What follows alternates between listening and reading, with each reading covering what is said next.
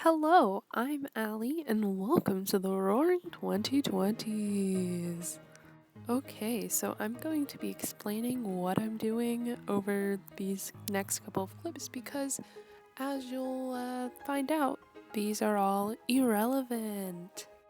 Basically, about 5 days before the new year, I decided that I wanted to make a 1920s dress for the 2020s.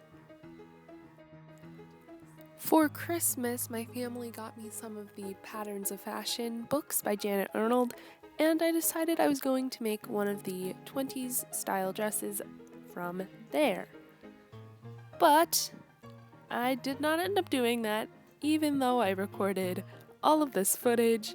I spent all this time making the pattern and pinning it on the dress form, trying to get it to fit and figure out everything. So in this next clip, I am doing some weird hand gestures, trying to convey that my dress form is bigger than I am, and maybe it'll fit, even though it doesn't exactly end up fitting great. I even went through the trouble of doing French seams, which you could see in the last clip. I ended up sewing some of them backwards, which always seems to happen at least once when I'm using French seams. I wrote down all of the information in my sewing journal, but then I realized at this rate I would be done way after the new year, and that kind of defeated the whole point. So I decided to go a different route, and I decided that I would be making a 1920s 1-hour dress. So now we're actually into the part of the video that is relevant to what I ended up making in the end. So I just started by basically drawing on this piece of paper the shape of the 1920s 1-hour dress. And if you're looking for some good information and if you want to make this yourself, I highly recommend the Closet Historians video on the 1920s 1-hour dress. I'll be sure to leave that in the description below. And I have to say, even though this is called the 1-hour dress, this took me a lot longer than 1 hour. In fact, even though I stopped making the other dress because it was too complicated and gonna take too long, this dress took me longer still. I didn't finish this dress until maybe the 2nd or 3rd week of January, even though I was trying to finish it before January, but that's fine. Now, if I had had the time to just sit there and get through the dress all in one sitting, I definitely could have completed it in a day. But I am busy, so I didn't have time to just do it in one sitting. And here I'm basically just making a diagram, I guess, of the shape of the dress. I took all my measurements that were relevant to this dress. I wrote them down and made a little guide on how to cut my pattern.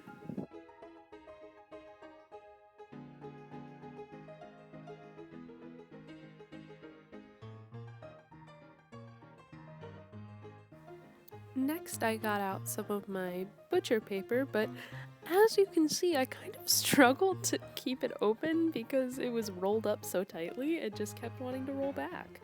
So I ended up using my phone and I believe my French curve to keep it in place.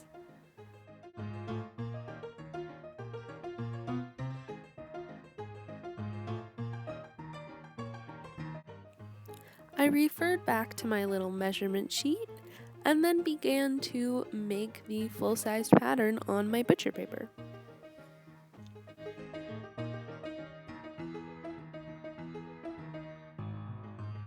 And like I've already mentioned before, if you want to know more about what I'm doing here and what measurements you need, go check out the Closet Historians video. It's super duper helpful, and it's basically what I referred to for this whole thing. This is a super duper easy pattern to make because it's basically just a bunch of squares and rectangles. So if you can draw a square or a rectangle, you're good to go.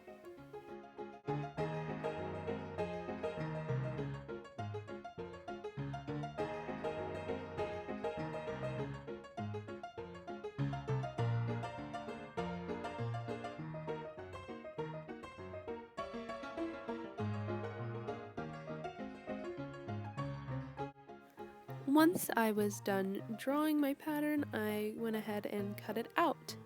And then I wrote on the pattern what it was and indicated which side belonged on the fold. I did this because I didn't want to draw this whole pattern out because that would involve taping paper together, and really it just was easier just to cut it on the fold anyways.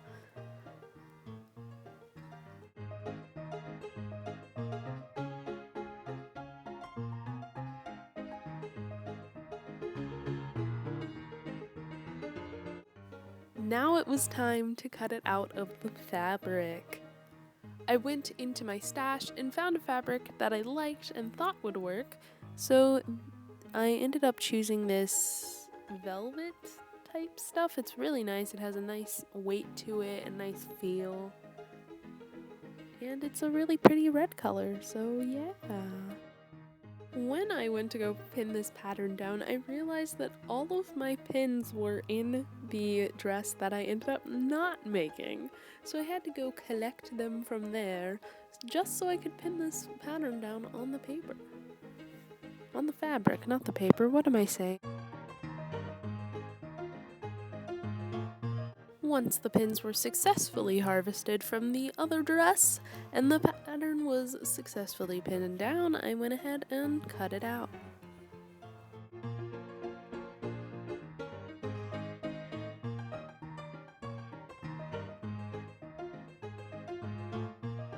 I decided that I was going to use French seams for this dress as well, so I laid out the front and back and placed them wrong sides together. But in this clip they're right sides together, so I'm not exactly sure what I was doing. I guess I must have unpinned everything and repinned it again.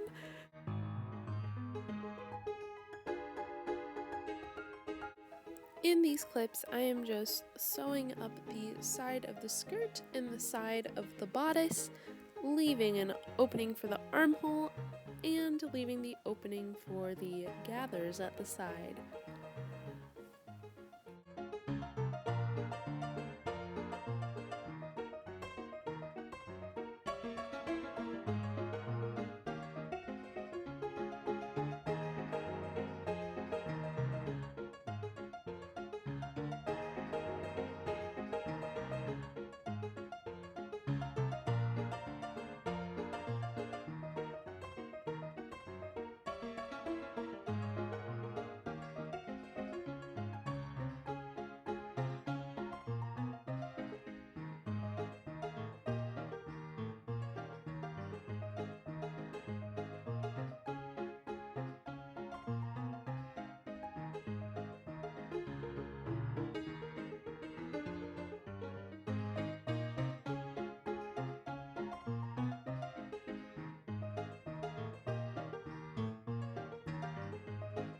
Once I was finished with that, I trimmed the seams and then flipped the dress back with right sides together.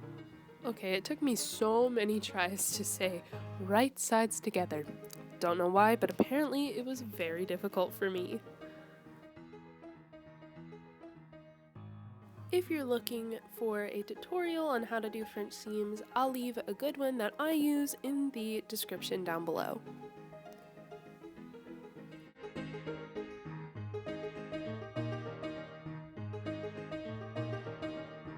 I do actually use French seams for most of my projects. I just really like the way it helps finish the garment, make it look a little more professional, and also it makes the seams a lot less itchy when you're wearing them.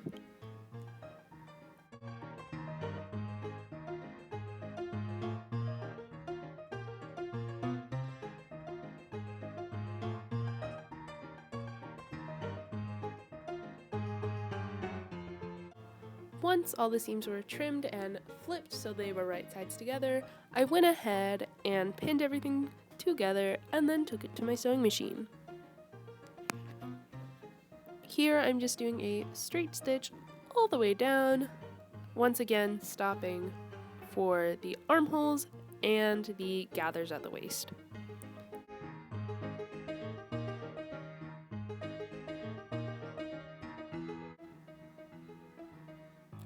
Technically, I should have been taking these pins out before I sewed over them, But I'm too lazy to do that, and I like to live on the dangerous side, I guess.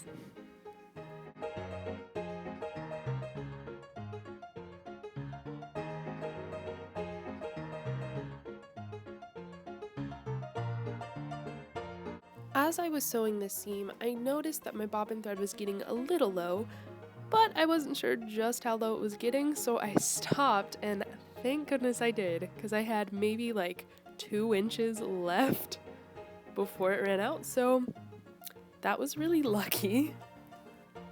But I had to pause and find a new bobbin. I didn't want to wind a new one because I knew somewhere I probably had a red one that would match, and I did. Once I found my new bobbin and rethreaded my machine, I was once again off to the races sewing this straight stitch.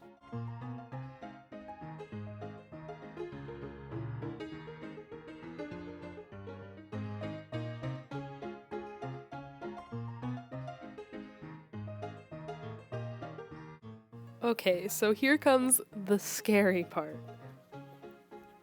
So I'm about to cut in about, I think, 3 inches maybe.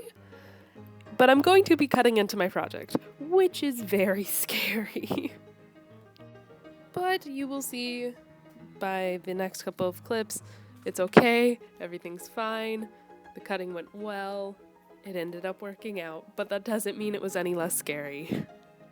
Once it went successfully on the first side, I went ahead and just did it on the other.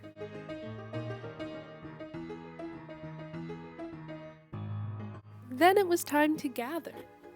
So I would say I do a lot of gathering in my projects because I'm a big fan of rectangle skirts.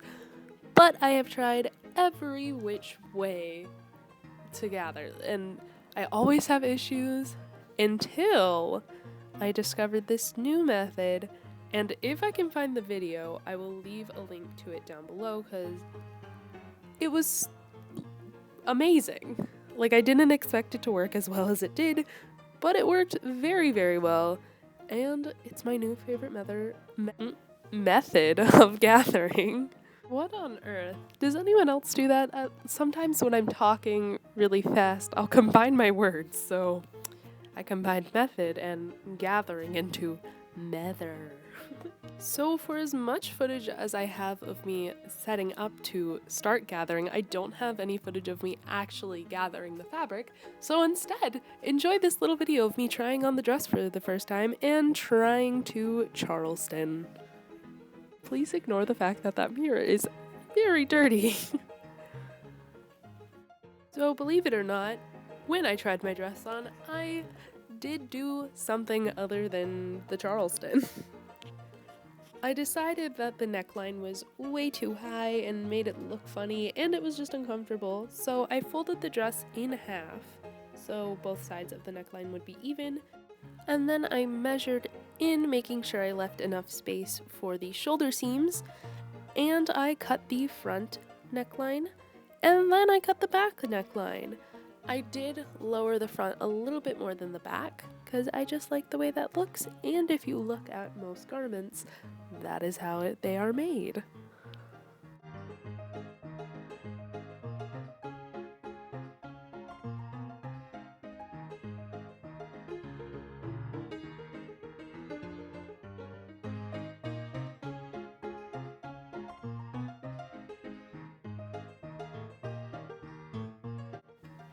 Once the neckline was cut out, I went ahead and folded over the top raw edge twice and decided that I was going to be hand hemming it and at the same time adding little beads.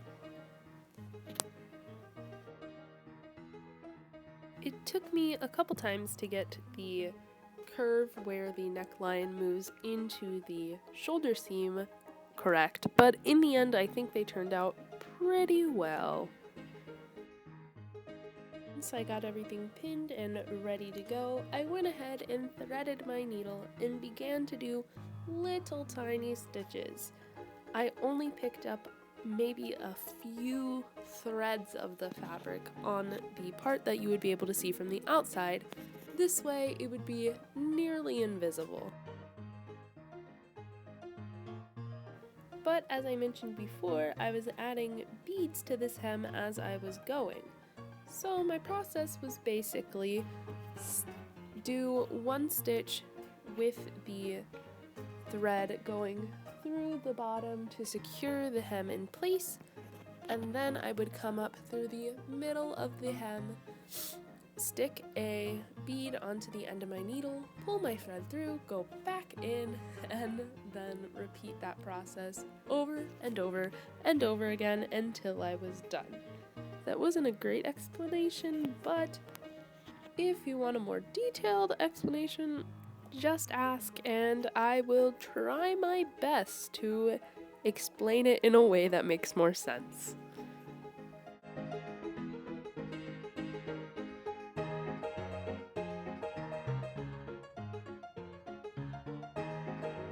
So at this point, I still had to finish beading, sew the shoulder seam, hem the armholes, and hem the bottom of the dress. But I don't have any footage of that. Sorry, headphone users.